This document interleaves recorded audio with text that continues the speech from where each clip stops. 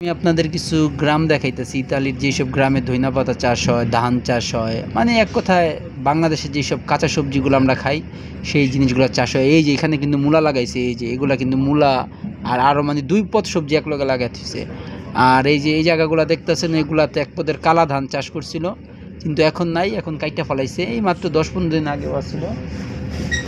আর ওই দিকটা দেখেন আবার এই যেগুলো কিন্তু কালা ধান, ঠিক আছে। এই জায়গায় বেশিরভাগই ফসল আমাদের দেশের মতোই হয়, বাংলাদেশের মতোই হয়। আর ট্রেনটা যেহেতু আসতে চলতেছে এর জন্য আপনারা ভিডিওটা দেখেও খুব মজা পাইবেন। সামনে যত আগামু তত অনেক সুন্দর সুন্দর ফসল দেখতে পারুম। মানে ইতালিতে কিন্তু বেশিরভাগই ফসল আবাদি হয়। ইউরোপ যেহেতু অনেক বড়, কৃষির জন্য ইউরোপ বেস্ট। হ্যাঁ, আর এইসব ক্ষেতগুলা লিস্ট নেয় হয়েছে গিয়ে আমাদের বাংলাদেশি বাইরে। রে কোথায় পড়ছে এখানে?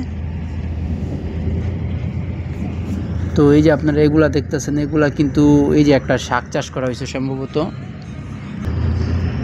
ও, ট্রেন আইসা পড়লো, সরি। এই যে এই জায়গাগুলা কিন্তু আপনারা, এই জায়গাগুলা ওই যে বিশাল বড় মানে একটা শাক চাষ। হ্যাঁ, ইতালিতে শাকের দাম অনেক। এখন ধান শেষ, এখন তারা কি করছে আবার এই জায়গায় আবার মানে ক্ষেত নিড়াইতেছে, আবার সম্ভবত একটা ফসল লাগাইবে। মানে ইতালিতে যেহেতু ওই যে আমাদের বাংলাদেশের মতো বর্ষাকাল পানি টানি হয় না, এর জন্য কি করে এরা একটা ফসলেই ওই যে আরও দেখেন কতগুলো টমেটো গাছের ঠিক আছে। এই যে এইগুলা কিন্তু ডালিম গাছ না কি গাছ, ট্রেনটা অনেক দ্রুত চলতেছে। এদিকে যে আবার ঘাস লাগাইছে, কি জানি গাছ লাগাইছে। হ্যাঁ, এই যে প্রতিটা ক্ষেত কিন্তু নিরানো হয়েছে, দেখতেছেন প্রতিটা ক্ষেত নিরানো হইতেছে। এই জায়গায় আমি 10-15 দিন আগেও কিছু ফসল দেখছি ধানের মতো। হ্যাঁ, ওগুলো এখন আবার আরেকটা ফসল হইব। ইতালির নিয়ম কি, মানে একটা ক্ষেতের ভিতরে 3 ফসল হয়, যেই কোনো ক্ষেতেই 3 ফসল হইব। হ্যাঁ, অনেক মানুষ ভাবে যে ইতালিতে কি শীতের সময় মানে কৃষিকাজ হয় না। আসলে ইতালির সময় ওই সব জায়গায় কৃষিকাজ হয় না যেই সব জায়গায় বরফ পড়ে। হ্যাঁ, যেমন এই সব জায়গাগুলোতে বরফ পড়ে না, তো এখানে 12 মাসই আবাদি হয়, একটু কম আর বেশি। হ্যাঁ, একটা না একটা। এই যে এখানে এই যে এগুলো দেখতেছেন না, এই যে ঘাসের চটগুলা, এই যে এখানে ঘাস, এদিকে শাক আর এদিকে ঘাস, ওই সব জায়গাগুলো কিন্তু মানে যে স্টেডিয়ামের ঘাসের চট লাগানো হয়। আর ওই যে গরুর খামার, ওইটা কিন্তু বিশাল বড় গরুর খামার। আর এই যে আঙ্গুর বাগান, তারপর এটাও একটা ক্ষেত। আর সামনে আমরা যাইতেছি আঙ্গুর বাগানের ওইদিকে, বিশাল বড় বড় আঙ্গুর বাগান। ট্রেন এখন দ্রুত চলতেছে। এই যে দেখেন আঙ্গুর বাগান, এই এখন শুধু আঙ্গুর বাগান আর আঙ্গুর বাগান আইব।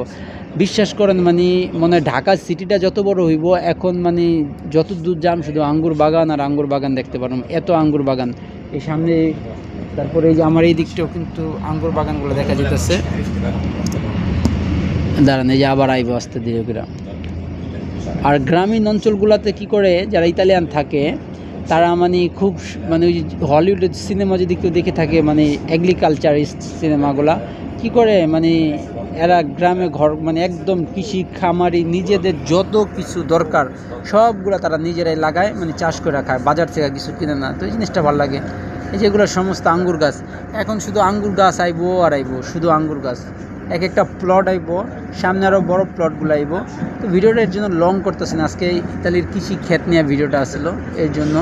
তো ভিডিওটা সবাই প্লিজ সাবস্ক্রাইব করে দিন, একটা লাইক করে দিন। একটা লাইক করে দিলে কিন্তু মানে মোটিভেশন বাড়ে। প্লিজ, ধন্যবাদ।